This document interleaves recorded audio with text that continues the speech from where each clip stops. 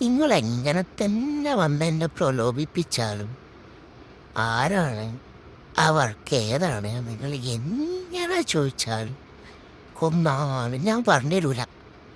എൻ്റെ കഞ്ഞിയിൽ അങ്ങനെ ഞാൻ തന്നെ മണ്ണ് വായിട്ടാൽ അതെങ്ങനെ ശരിയാവും?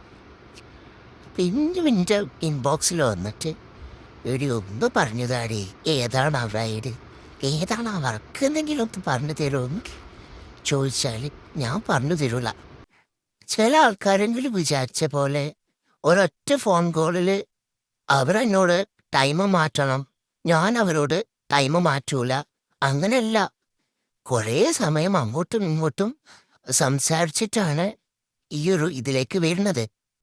അവർ നെയിൽ എക്സ്റ്റൻഷനെ ഭയങ്കര വാല്യൂ ചെയ്ത് സംസാരിച്ചപ്പോഴാണ് സത്യം പറഞ്ഞാൽ എനിക്ക് വിഷമമായത്. നമ്മൾ ചെയ്യുന്നതിനൊരു വാല്യൂ ഇല്ല എന്നുള്ളത്.